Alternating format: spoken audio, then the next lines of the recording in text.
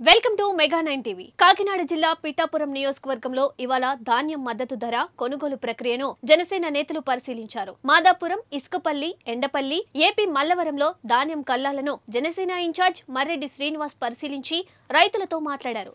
ధాన్యం రైతులకు ఎటువంటి నష్టం కలగకుండా చూడాలని అధికారులను కోరారు. ఈ కార్యక్రమంలో జనసేన నాయకులు, జన సైనికులు, వీర మహిళలు పాల్గొన్నారు.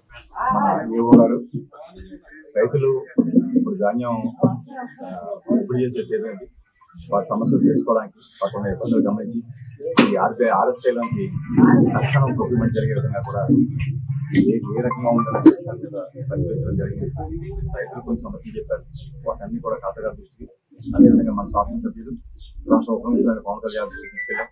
కొన్ని చోట్ల టార్పాలను కావాలని అడిగారు, దానికి కూడా ఖాతా గారికి నివేదించడం జరిగింది, సాధించడం జరిగింది. వాతావరణం మూలంగా కొంచెం అనుకూలంగా లేదు కాబట్టి రైతులంతా కూడా ఇబ్బందికరంగా ఉన్నారు. మాయిశ్చర్ మూలంగా ఇబ్బంది పడుతున్నారు. నాకు తెలిసి 1-2 రోజుల్లో మొత్తం అంతా క్లియర్ అవుతుంది. మీ రైతులందరికీ ఒకే భరోసా ఇవ్వదచ్చాం. ప్రతి గింజ కూడా ఈ ప్రభుత్వం కొంటది. మీరు ఎవ్వరూ కూడా ఆందోళన చెందవద్దు. దయచేసి 2 రోజులు ఓపిక పట్టండి.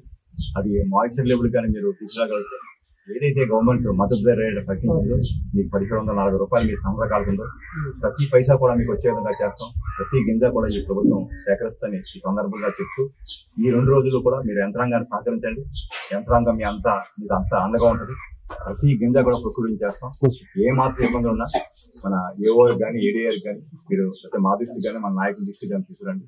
తప్పకుండా మీ అందరూ కూడా సహాయకారిగా నిలబడి 10 రోజులు ఓపిక మొత్తం ఈ ధాన్యం అంతా కూడా కంప్లీట్ గా కూడా ఈ ప్రొక్యూర్మెంట్ లో క్లియర్ అవుతుందని చెప్పారు. ఖర్చులతో సహాయం మీకు గతంలో మీ సొంతంగా కూడా మీరు తోలితే రైస్ మిల్ ఆ క్వింటాలకి పట్టుబడి ఖర్చులు కానీ రవాణా ఖర్చులు కానీ మీ అకౌంట్కి వస్తాయి.